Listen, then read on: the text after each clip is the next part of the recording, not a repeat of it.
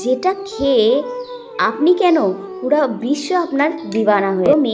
পেট ও মনকে ঠান্ডা রাখতে এরকম একটা রেসিপি অবশ্যই দরকার। আর এরকম একটা ডাল হলে আপনি এই এক বাটি ডাল দিয়ে পুরো ভাতটা খেয়ে ফেলবেন। আর এই ডালের রহস্য জানতে দেখতে হবে শেষ পর্যন্ত ভিডিওটি। তো খুবই সিম্পল একটা রেসিপি, কিন্তু খুবই অসাধারণ একটা রেসিপি। এঁচড় দিয়ে বাঙালি শুধু এঁচড়ের চিংড়ি, এঁচড়ের কালিয়া, এঁচড়ের দম, ছোলার ডালে এঁচড় এসব রান্না করে, কিন্তু ইউটিউবে এই প্রথমবার আমি মুসুর ডালে এঁচড় রান্না করব।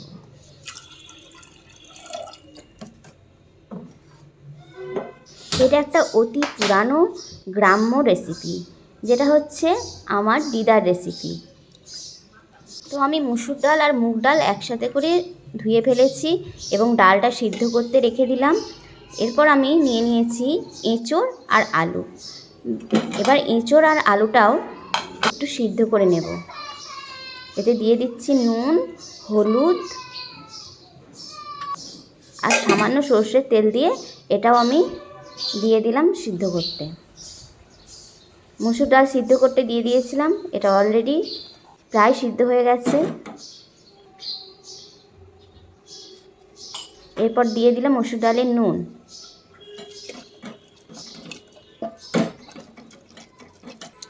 আমার নানি বলেন এইভাবে কাঠের ঘুটনি দিয়ে ডাল ঘুটলে ডালের স্বাদ নাকি দ্বিগুণ হয়।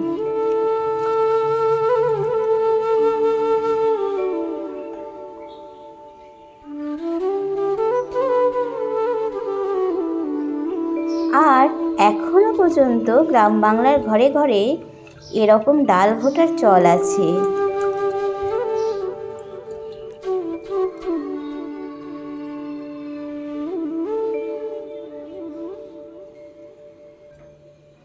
এরপর দেখুন আলু আর এঁচড়ও খুব ভালো করে সিদ্ধ হয়ে গেছে।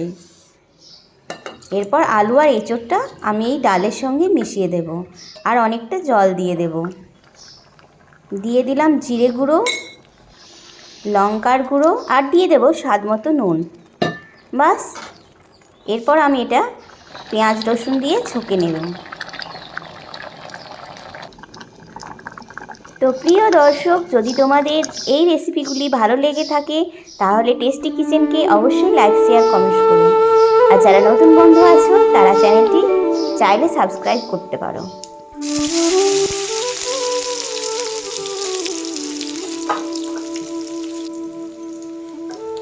আমি সরিষার তেলে লঙ্কা, গোটা জিরে আর পেঁয়াজ ফোড়ন দিয়েছি। এরপর দিয়ে দেবো থেতো করা রসুন।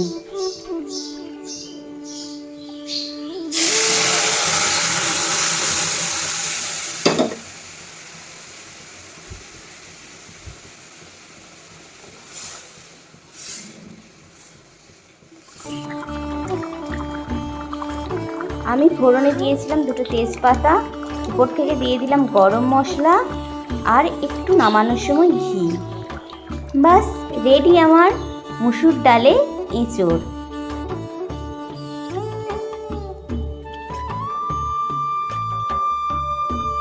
আমি জানি না এঁচড়ে মাংসের স্বাদ আছে কিনা, তবে এই রেসিপিটি অত্যন্ত সুস্বাদু। গরম ভাতে এক বাটি শুধু এই এঁচড় ডাল আর কিচ্ছু লাগবে না। এই গরমে এই সহজ রেসিপি অবশ্যই বাড়িতে একদিন বানান, না হলে মিস করবেন।